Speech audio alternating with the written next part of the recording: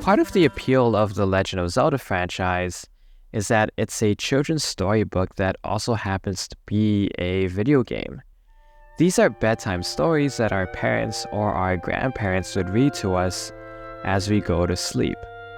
Once upon a time, there lived a princess named Zelda who lived in a castle but was taken captive by an evil monster named Ganon. But then a young knight named Link found a magic sword that could slay the evil beast and save Princess Zelda. Along the way, Link had to help a royal and proud society of fish people named the Zora, who lived out in the sea. And Link also had to stop by and help these rock creatures named Gorons, who eat rock roasts instead of pot roasts. These stories are whimsical and wacky because the kids these games are primarily targeted for are also wacky and illogical. A moon crash lands on the planet because a kid out there has probably asked why the moon doesn't just fall out of the sky. Link goes into people's homes, smashing their pots, looking for hidden treasures because that's exactly what a kid would do if their parents didn't say no.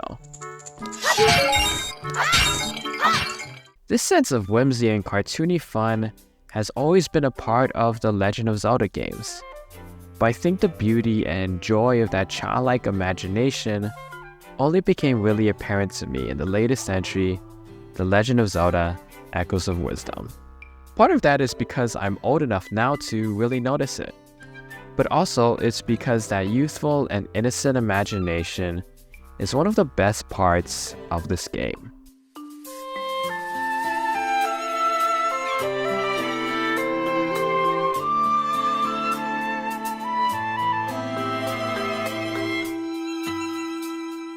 In The Legend of Zelda: Echoes of Wisdom, Nintendo finally gives players the chance to play as the titular character, Princess Zelda.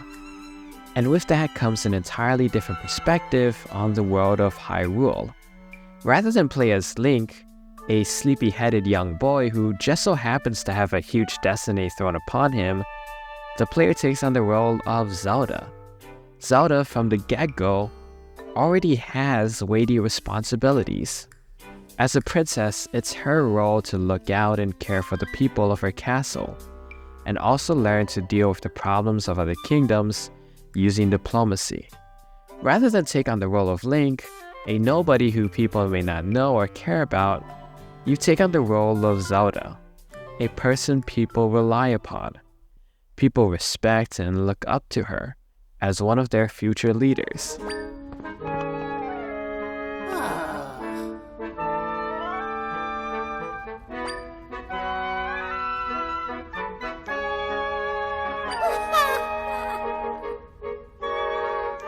This change in perspective and character affects everything, from the gameplay to exploration, and even the themes explored. In combat, the player primarily fights off other monsters by summoning friendly monsters and creatures that will protect them. Why? Because some kids don't want to kill the big bad monsters attacking them. Some kids have a different perspective and ask the question, what if that big bad monster could actually be my friend? Children often ask questions like this, which you might think of as silly.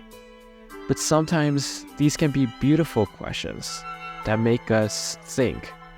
Almost 40 years have passed since the first Legend of Zelda game, and not once have I ever considered that maybe these monsters could also be my allies.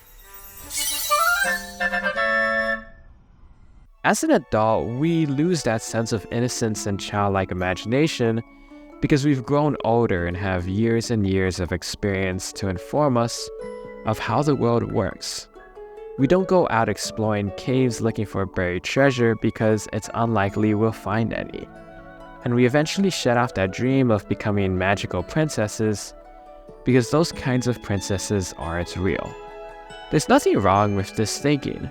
In fact, as an adult, it's necessary for our growth and protection, as we already know and have discovered what's good and bad for us, what to stay away from, and how our decisions affect others.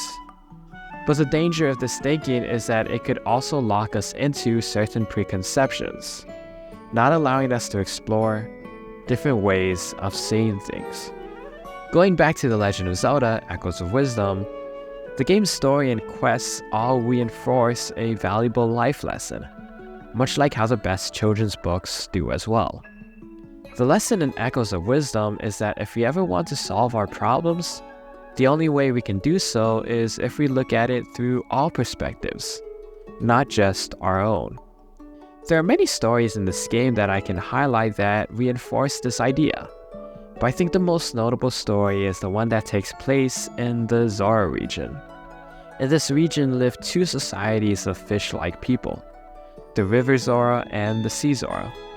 Both are high-headed, dignified societies, but both must come together to play music to please their fish overlord named Jabu Jabu.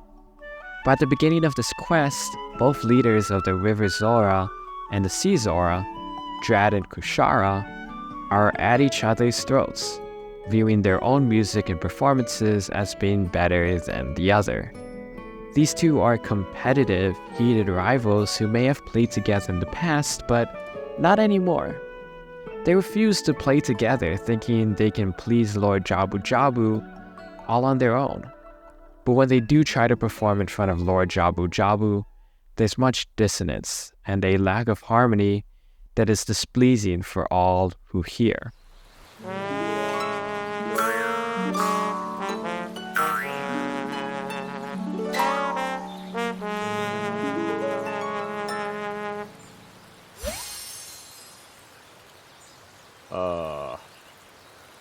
Upset at this, Lord Jabu Jabu goes on a rampage and wrecks the towns of the sea and the River Zora, swallowing up some of the citizens.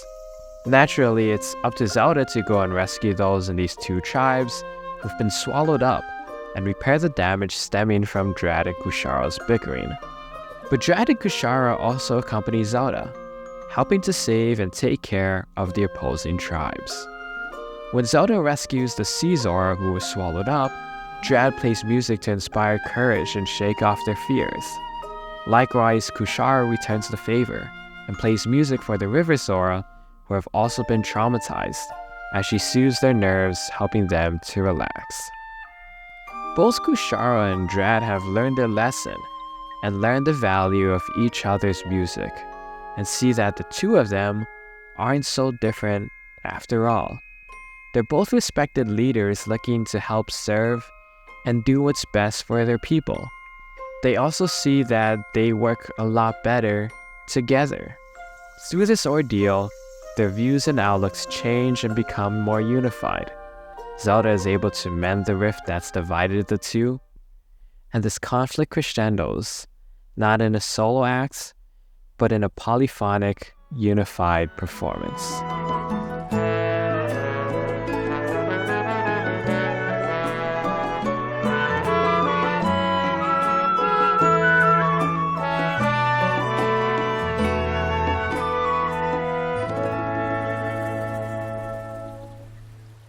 We often come into children's books with two sets of eyes: the eyes of experience from the adults and the eyes of innocence from the child. And oftentimes the lessons within children's stories affect the adults a lot more than they do the child. The little girl who hears and reads about these stories wishes and gets inspired to become a princess and be the hero who saves the day. But the adults reading the story, who maybe as a kid also wished the same thing, gets to remember and rediscover how cool it'd be to be a princess. Thank you so much for watching. Good Game Stew just passed a huge milestone this week, crossing over 500 subscribers to this channel. I want to thank you all so much for your support. It really does mean the world to me. And I couldn't be here without all of you guys helping me and supporting the work that I do. New videos come out every week, so come back soon for even more on the best that video games have to offer.